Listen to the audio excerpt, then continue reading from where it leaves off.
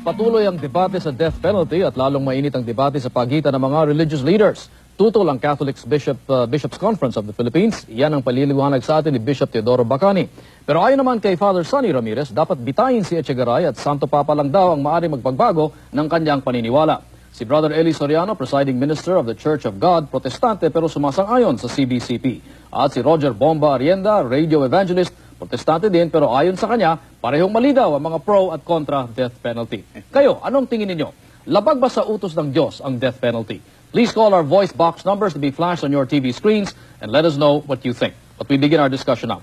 Okay, Bishop and Father, ang talagang kitang-kita ng lahat ng mga Katoliko ngayon na hindi yata nag-iisa ang Catholic Church dito sa pananaw tungkol sa death penalty. Father Sonny Ramirez, the CBCP has come out with a statement na sabi sa kanila hindi raw tama itong death penalty, labag daw ito sa utos ng Diyos. At si Cardinal mismo nagsabi ng ganyan, ang Santo Papa mismo naglabas ng statement na siya rin ay medyo tutol sa death penalty. Why are you, and let me confirm this also, kayo ba ay sangayon sa death penalty? Yes. Sangayon kayo. Okay, bakit? Despite the fact na marami yatang tutol din doon. In extreme necessities, the death penalty can be used by the state. Sapagkat unang-una, makikita natin na hindi na yata tama ang hindi natin sundan ang kagustuhan ng teachings ng simbahan. At kung titingnan natin from the traditional leanings, si St. Thomas Aquinas sa kanyang sinulat ay malinaw na sinasabing for the common good of the society, some of the members will have to be killed if they are not at all part of the usefulness in the society itself. At kung itong mga taong ito ay nakagawa ng malaking kasalanan o isang krimen. At ito naman ay ginamit din na resource material ng Catechism of the Catholic Church. At pareho ang sinasabi nito at in-emphasize lamang there should be an extreme necessity for this. Pangatlo, nakita rin natin sa sulat na sinabi mo nga ng Santo Papa sa papal encyclical niyang Evangelium Vitae na ang lahat ng ito ay pwedeng mangyari at maaring mangyari at maari lamang alisin ang death penalty kung nakikita natin that to quote him, there is a steady improvement in the organization of penal system. Kung improve ng penal system natin, such cases are very rare, if not practically non-existent. So you don't think yung mga statements ng Santo Papa in December and earlier in September changes any of these things, yung kanyang sinabi? Alam mo, ang papal encyclical has a very great hold on the authority of the Church. Okay, well, Bishop Bacani, okay, considering this, you don't think that if a person, for example, kills children, a serial killer, for example, rapes and all of that under heinous circumstances, na itong tao does not forfeit his right to life? Well, gusto ko linawin yun. Okay. Alam mo, ang katuruan ng simbahan, ito, na ang death penalty ay maaaring ipataw. Gusto nating linawin Maaaring ipataw? Maaaring ipataw. Okay. Pero ang sinasabi ng mga obispo dito sa Pilipinas, hindi dapat ipairal ang death penalty. So, kailangan maliwanag yun. Okay. So, hindi kayo talagang against the death penalty under all circumstances? Absolutely? Because sabi nga ni Father Sonny, hindi naman yun ang katuruan ng Papa. Okay. At the tradition of the Church would allow the death penalty under certain circumstances. Pero dito sa Pilipinas, hindi dapat? Hindi dapat. Bakit to? Ganito yon. Kasi ang exception para maipairal mo ang death penalty ay kung ito ay absolutely necessary to safeguard society and the lives of individuals. At sa tingin namin, hindi absolutely necessary yan. Kasi nga, yung ating penal system, bagamat defective pa, it is sufficiently improved that pwede nang mapigilan ang tao kahit na wala yung death penalty. Kanya sinasabi namin, okay, the absolute necessity that the Holy Father speaks of in Evangelium Vitae at saka dito sa Catechism of the Catholic Church, hindi natutupad. At ang katibayan na hindi ito natutupad, ito.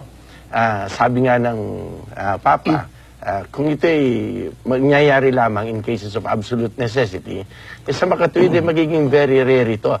And practically, marahil practically non-existent. Well, bigyan mo kami ng isang halimbawa kung ano yung extreme necessity na pinag-uusapan po ng... Well, ang isang maliwanag na kaso ay kung halimbawa nagkaroon ng kudeta, may nagtraidor sa bayan, nahuli ang leader ng kudeta. Pwedeng i-firing squad? Yes. Yun ang isang kaso when the absolute necessity can occur. But Father Sonny, you don't think that there is an absolute, is there an absolute necessity in your view na ipataw ang death penalty? Una-una sa tingin ng marami, nakakarami, at mga sociologists ngayon na gumagalaw na nagtatrabaho sa ating mga correctional institutions at sa bilangguan, makikita natin, it's very obvious na talaga ang penal system natin is not only defective, it is really backtracking what it ought to be. Na nakikita natin, obviously, ang dami-daming nangyayaring mga mob killing, gang war sa loob, hindi tama ang kanilang, hindi suitable ang kanilang lugar, hindi maganda ang trato sa kanila, hindi trained ang mga taong nasa loob ng penitentiary houses na nag-guide sa kanila. It's very clear na kung ikukumpara natin ito sa mga highly civilized, quote-unquote, highly civilized countries, talagang wala talaga ang penal system natin is really very defective. Habang yung ibang mga penal system talaga is for rehabilitation. Talagang ni-rehabilitate ang mga preso at yung hindi sila nakakalabas kung hindi kailangan sila nakalabas. Dito sa atin, may drug sa loob. May drug sa loob, labas-pasok ang mga bilanggo. So, makikita natin, it's well common sense na talaga may defect sa ating penal system. So, it cannot, if I will follow the Holy Father's hold, definitely this will not be applicable to the Philippines. Well, some would say, however, na, well, bakit tayo magpapatay ng tao kung ang depekto na sa sistema?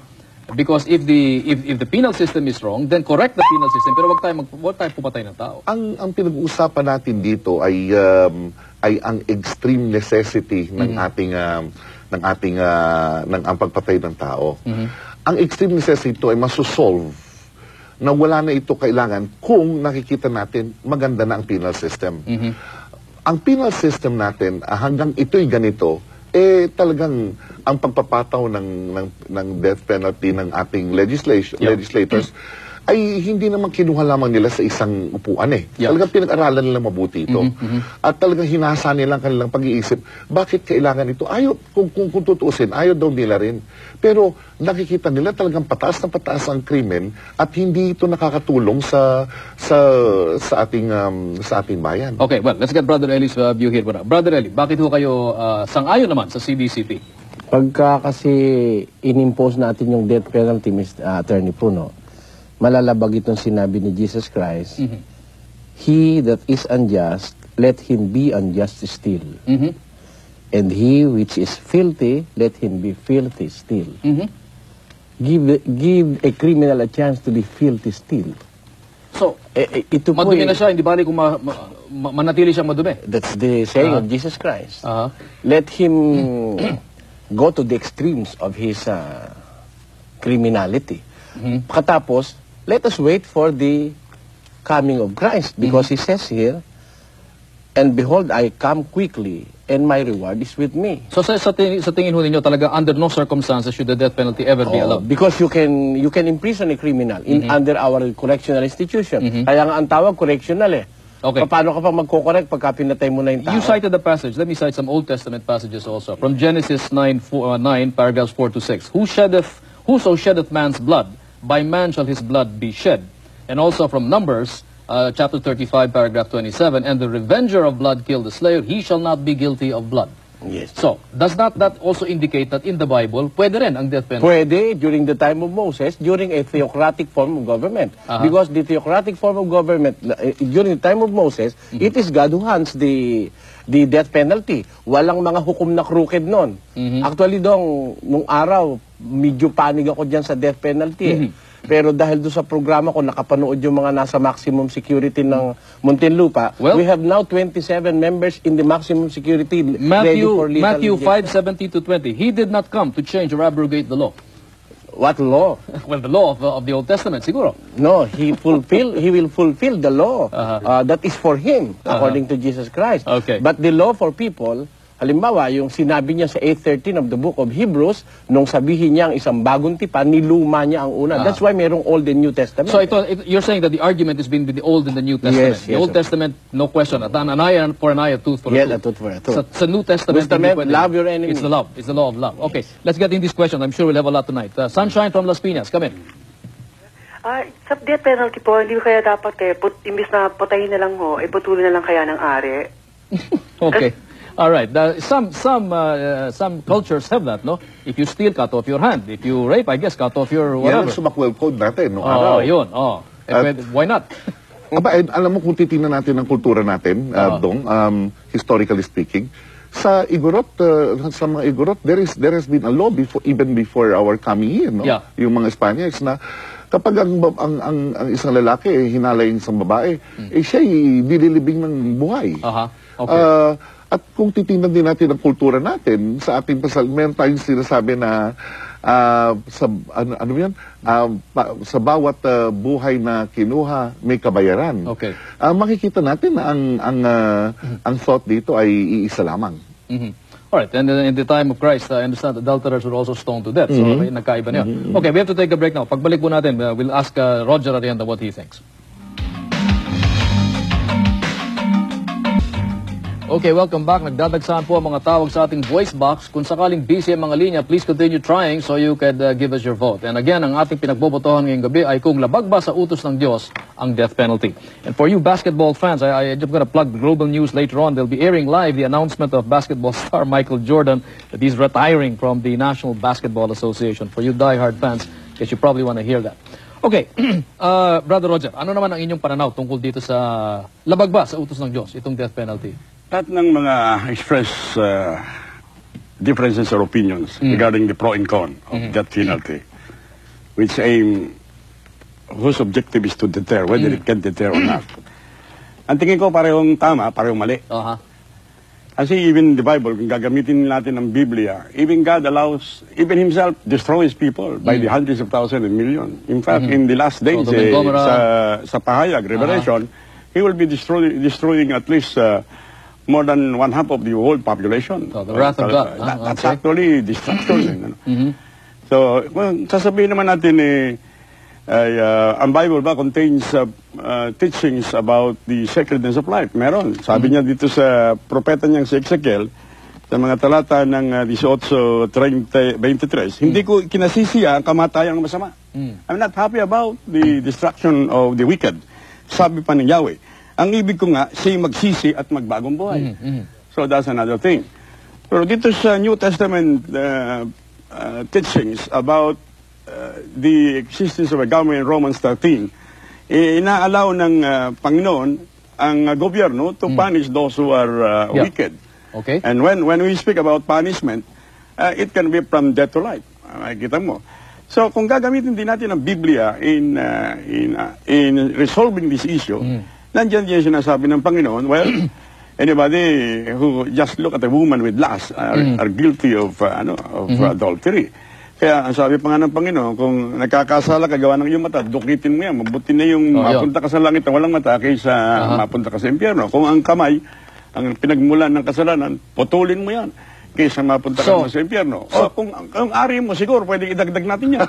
Putulin mo na yan kaysa mapunta ka sa impyerno. Okay. So in other words, makikita mo, ang So, hindi Biblia labag provides sa utos pro ng- and con eh. Yeah, I see. But ang point of view here is actually, lahat ng participant of criminal activities are people, men, human.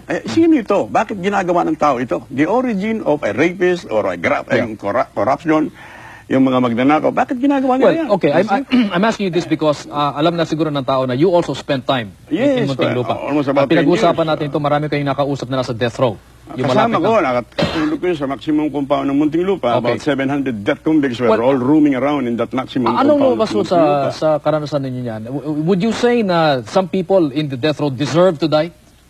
Dapat talagang bitayin. At alam ko siguro, meron din kayo sinasabihin na hindi siguro dapat karapat-dapat na patayin ng mga iba dyan. Pero were there some people that you thought dapat talagang bitayin? Talaga napakaraming dapat bitayin. Eventually, napakaraming tao papatayin talaga ng Panginoon pag hindi sila nagsisi. But Ayun, now, point of view is that some people who are deserving of death can have a time where they can really repent and they can do better than, What if they don't? than, What if than they don't? being dead. Yeah. What if they don't? If the threat of life of Katulad din death. sa Garay, no? Yeah. Ang, Yeah. At least initially, I heard na hindi pa siya nagsisisi, hindi siya humingi ng tawad, hindi siya nagsisisi, humingi ng tawad sa Panginoon. So, if he dies next week, at yung tiaroy na Lipya, his body is going to be destroyed because of the letter. Not only that, pati yung kanyang kaluluwa, papuntang impyerno niya. Yan ang ibig sabihin And niya. sangayon kayo doon. Wala siyang gusto niyan. Yun na nga. Pero hindi kayo tututol sa death penalty under those circumstances. But if I can help you, I'm going to talk to the Sigaray to receive Jesus Christ, to ask forgiveness, sapagkat natatanda mo naman yung isang bilanggo na nakabitin sa krus kasama ng Panginoon. Alright. That himself was a criminal. He was going to die. Alright. And yet, he asked Jesus to forgive, to remember him Father if Sonny, he is in heaven. Palta natin na example ni Echegaray. Supposing this guy was really repentant, lumuluhod, umiiyak, humihingi ng patawad dito kay baby, would you change your view? O bibitayin pa rin yan? Justice shall prevail. Justice first. Kung ano ang pinataw na batas, yun ang susundan. Kung wala tayong batas dito, Yeah. di magkakagulo. There will be anarchy. Alright, I mean, okay. I mean, pero gusto ko lang salubuhitan yung sinabi ni brother sa atin, ni Roger, na actually, ang kriminal, hindi naman siya naman pinapataw sa kanya ang kamatayan. Siya ang gumawa ng kamatayan niya. Okay. Well, Bishop, alam mo niyo, problema ko kasi natin dito, sometimes you have some rather sympathetic figures na are going to meet their death. Pero meron din mga sitwasyon, halimbawa, yung tinatawag natin, yung mga nagmamassacre ng pamilya, yung nangre-rape ng napakarami at papatayin pa. Yung nangyayari ngayon ng mga 5-year-old girls, 3-year-old girls are violated. Yung mga drug addicts at saka yung mga drug lords, drug pushers, nagbibigay ng mga kilos and kilos of shabu for people to, to destroy their lives. Yung mga yan ba hindi dapat talaga patayin? Well, What reason do they have for living? well, the reason that they have for living is they're human beings. Well, no? Sabi ko to sa iyo, Dong, ang bias ng ating Panginoong Jesucristo towards life, no? Towards life. At sabihin ko sa iyo, kuminsan kahit na sasabihin ng karapat-dapat ng ipataw ang parusang kamatayan, ang ating Panginoon, even though it was the law, bibigyan kita ng isang instance, yung case of the adulterous woman. Yes. Caught in adultery, the law was very clear, and it was pointed out to him.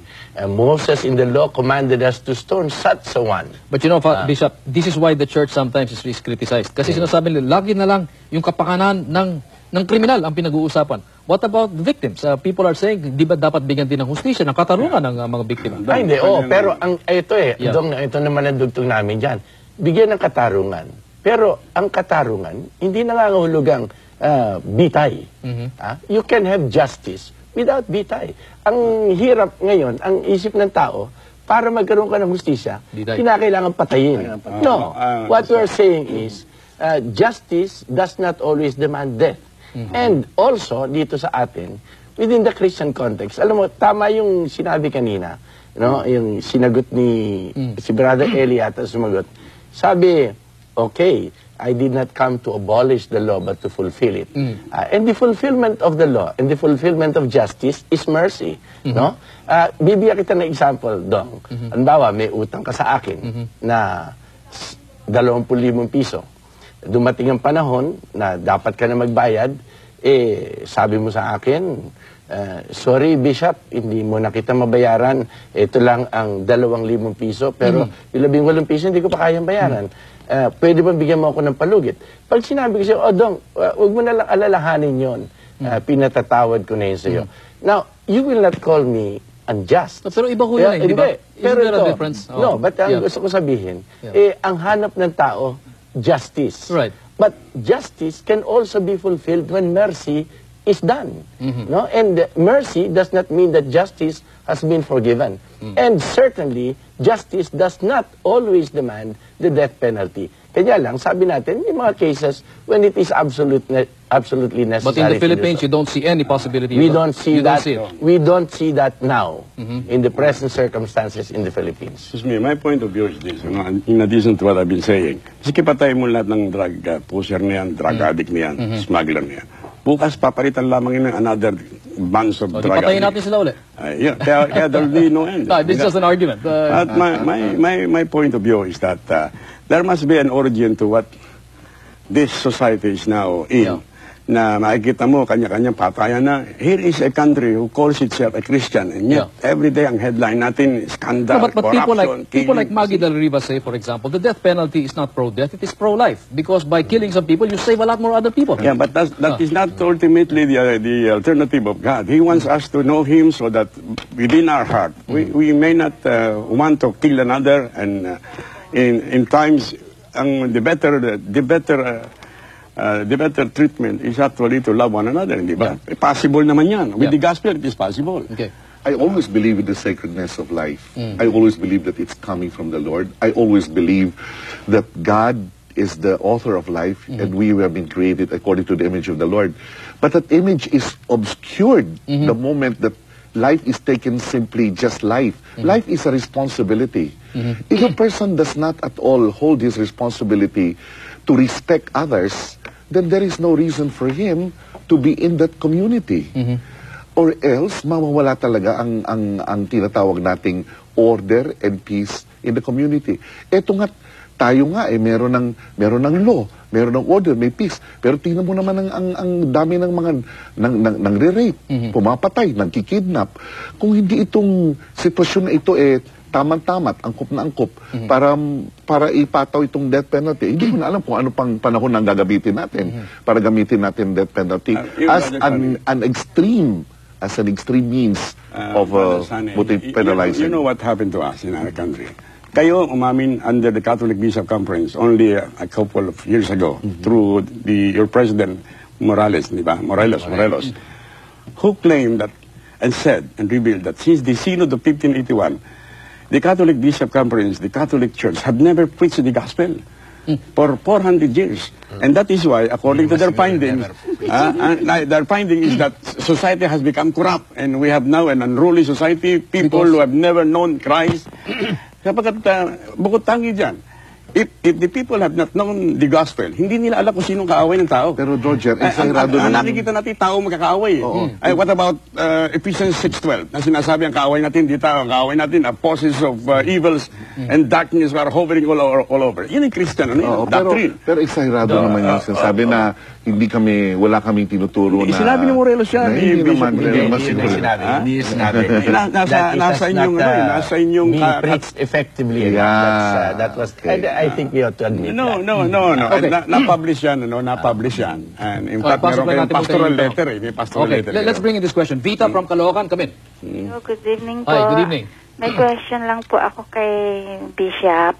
Go ahead. Kasi bakit po parang mas kinakampihan ninyo sa ngayon ang gumawa ng masama? Bakit po mas kasi kitang-kita naman po na talagang ang victim po talaga ang kawawa. At saka bakit po parang hindi nagkakaisa ngayon ang Catholic. Ang mga ng Catholic. Kasi I am a Catholic. Yan lang po ang gumugulo sa isip ko sa ngayon. Okay, Sige. pwede ba sagutin Go ahead, mo please. Dong? Hindi po kinakampihan ng masama. Sapagkat kami naman po sinasabi rin naming masama. Ang mang-rape, hindi tama ang ginawa, parusahan. Itong si Etchegaray. At parusahan ng mang-rape na katulad niya, parusahan ng pumatay. Ang sinasabi lamang namin, parusahan, ngunit huwag hanggang bitay. Yun ang sinasabi namin. Kaya hindi po ito pagkampi sa gumawa ng masama. Yung pinag-uusapan natin kanina, Bishop, itong sinasabi nating correctional system natin dito, nakakarinig tayo na ikaw Roger, galing ka doon. Itong mga ito, nakakalabas. Itong mga ito, nakakapasok ng kung ano nung pang-enjoy ng buhay. nakita natin halimbawa yung mga ibang yung mga naroob na nakakapasok ng mga kama na it's just like their home, their beds in their home na may mga white sheets pa na pinapalitan every day. Meron pang helper sila. May helper pa sila, meron nakapapasok dyan, nagpapalagay ng mga chafing dishes ng mga pagkain na para may mga bisita sila, nakakapagpakain sila. Isn't that a travesty of justice, Bishop? Well, it is, and therefore it has to be corrected. No? Pero, sabi mo na nga kanina, ganito, tinitingnan ko. Sabi ko, mahirap hulihin, no? Mahirap imbestigahan, mahirap sentensyahan, mahirap pa ipataw ang sentensya. Mahirap yan, nagkakakwa dyan. Sabi ko, hindi, ayusin yun. Nagtataka ako, mahirap pa lahat na ito, tudasin ngayon ng bilanggo. Masyadong madali, it's too easy. Too easy. Too easy. At eto tingnan natin, para, alam nyo, para makita natin ito. At kahit na doon sa CONCOM, nung aming binigyan ng kaunting puwang itong death penalty, sabi namin, for heinous crimes and for compelling reasons. Right. No? Alam mo, halos kamukha yun na sinasabi ng Papa. Talaga, yung hindi ba namin naiisip yung sinabi ng Papa, hindi pa sinasabi ng Papa, pero talagang ang ganda-ganda ng pagkakatiyap. Pero we certainly never expected so many death sentences, no? And it was not within the purview ng mga constitutional. We have to take a break because I want to talk about that because I don't know whether that implies na may weakness ang batas o talaga malaki problema natin, number one. Number two, meron tayong situation dito of the so-called dueling catechisms. Ano? The catechism of 1992 versus the 97 editions are quoted by each side to justify their positions. Pagbalik mo natin.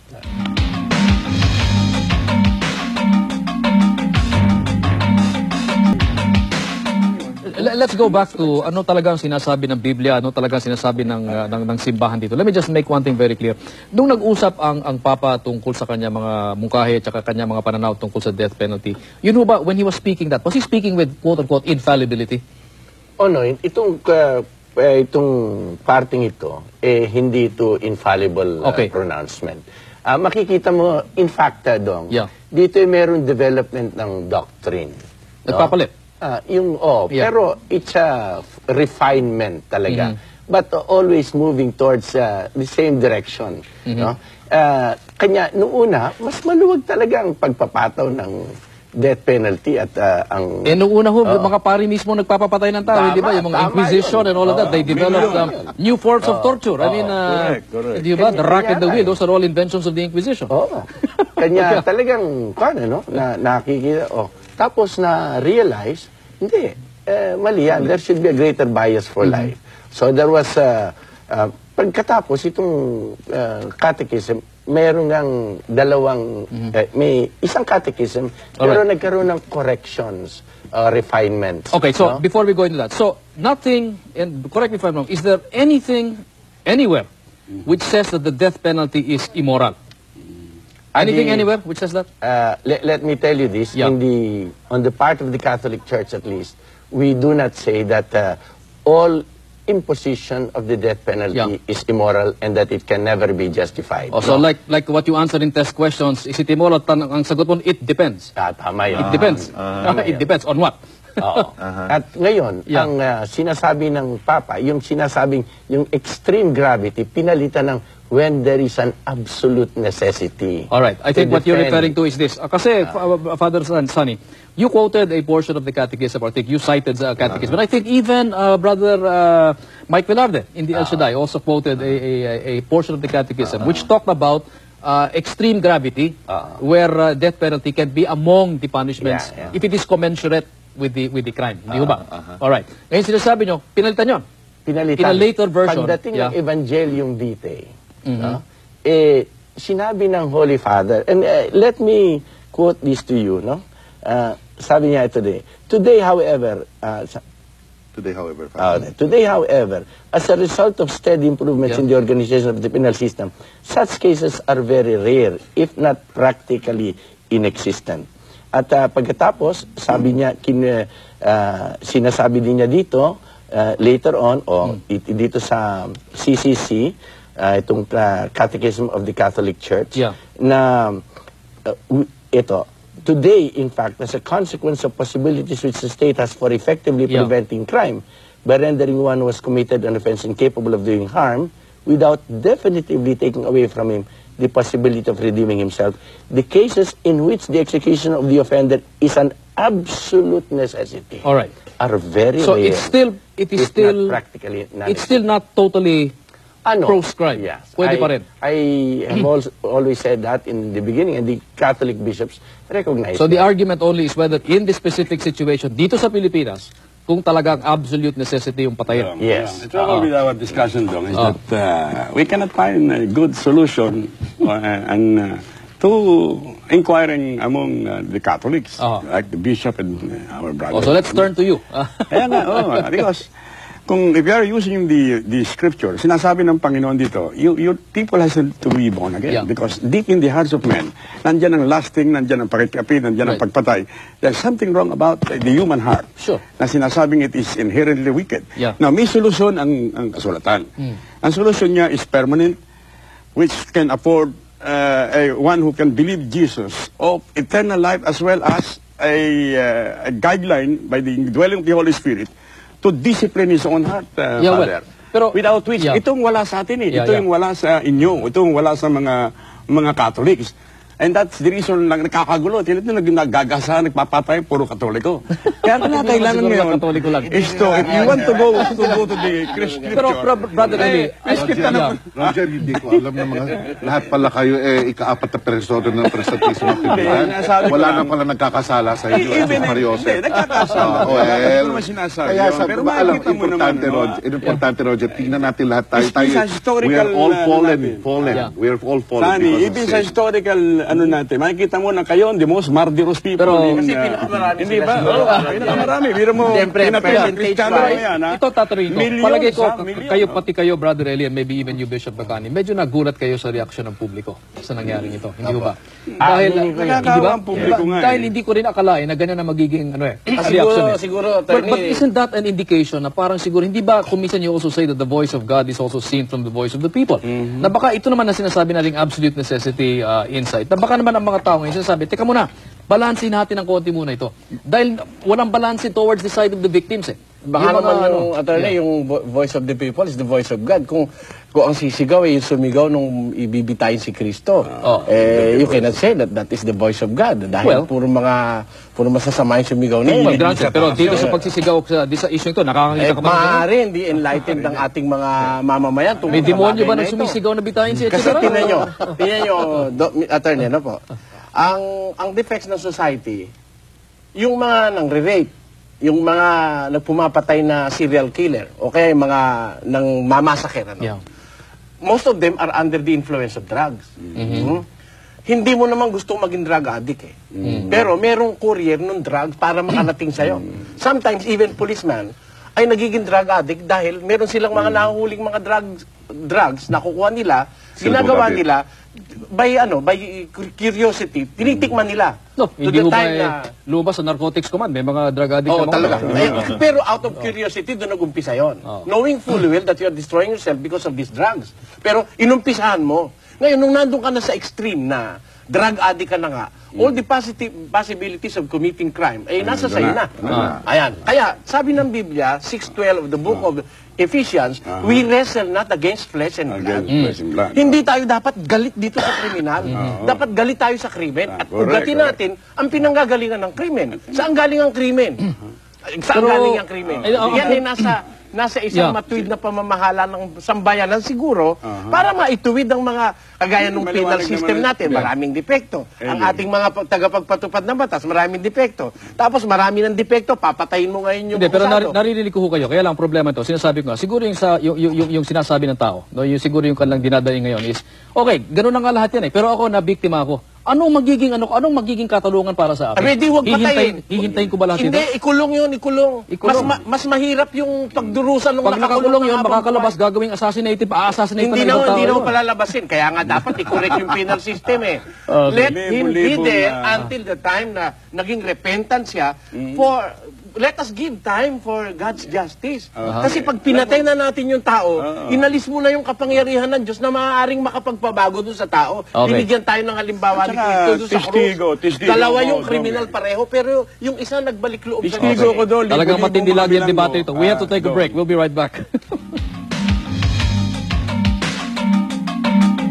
Okay, let's get this question in. Jin from Valenzuela. Come in, Jin.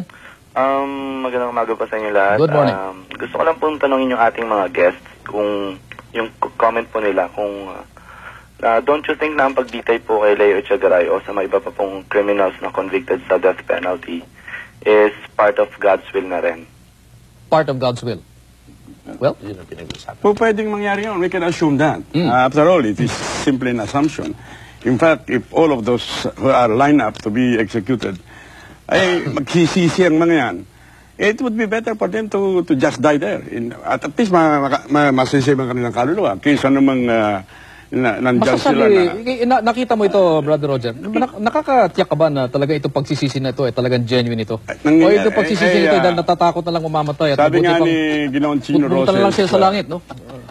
Dom, sabi nga ni Chino Roses when he was still alive, roaming around the coffee shop, you know, if this Arianda can believe God, there must be a God. There must be a God. There must be a God, you know? Kami, mga I listen to you, nakita ko na ang mga libu-libong mga bilanggo talagang tumanggap sa Panginoon na bagong buhay nila. At nung lumaya sila, ito, namumuhay na ng tahimik. At sinasabi nila na sana maaga pa nakilala nila ang Panginoon. Okay. Pero sapagkat hindi nyo pinipreach ang gospel, hindi nakilala ng mga tao ang Panginoon. Yun ang problema ninyong malaki. Okay. Bishop, you wanted to make a point about the number of people in the death row. Yeah, ganito yun eh. Oh.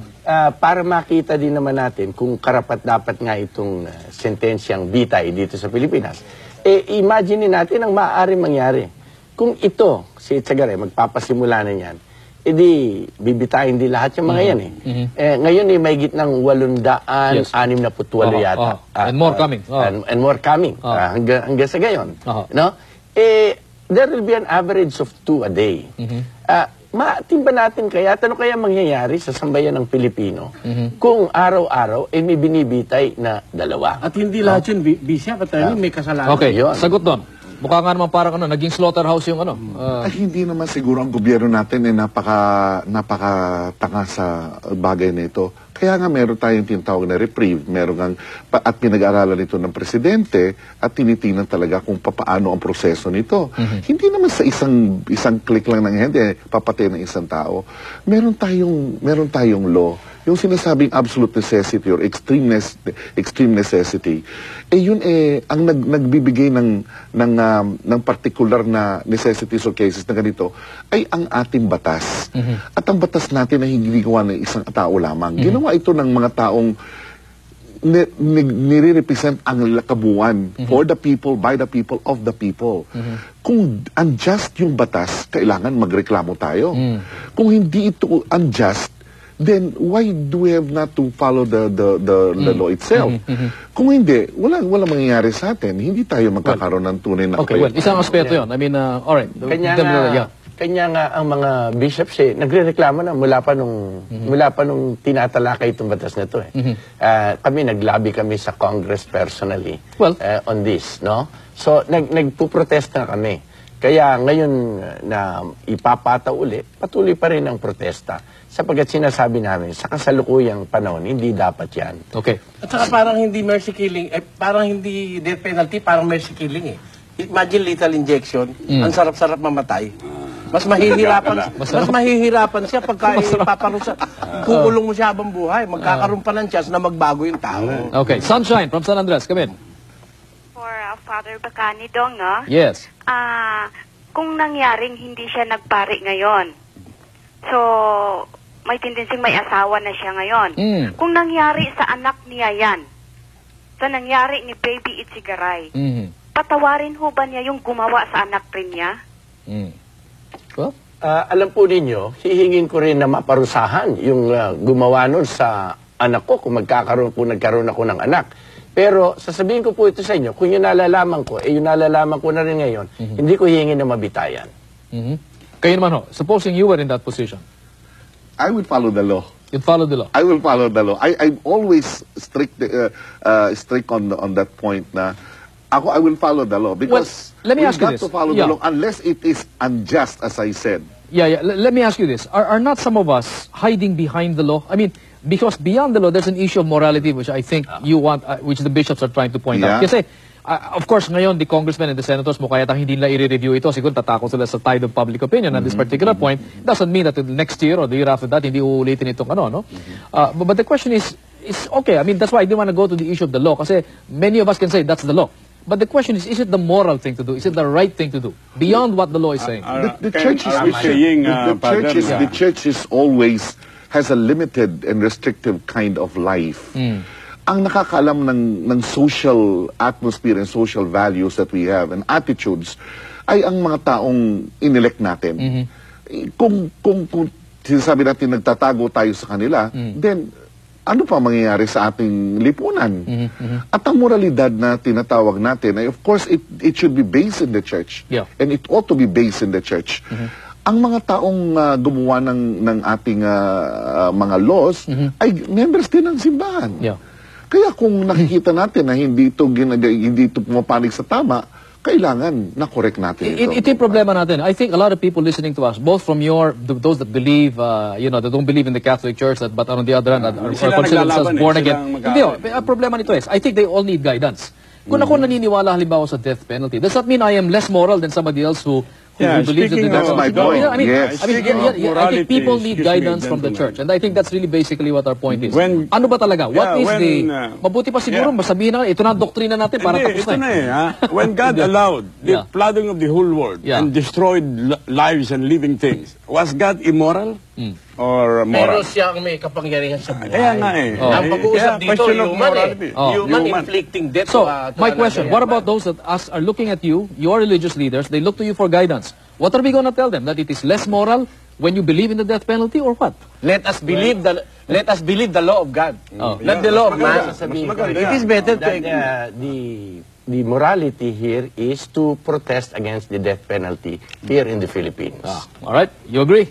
No. Okay, all right. I think on that point, I think that's pretty obvious. Thank you very much, gentlemen, for being with us on this particular discussion. It's very, very enlightening, very, very interesting.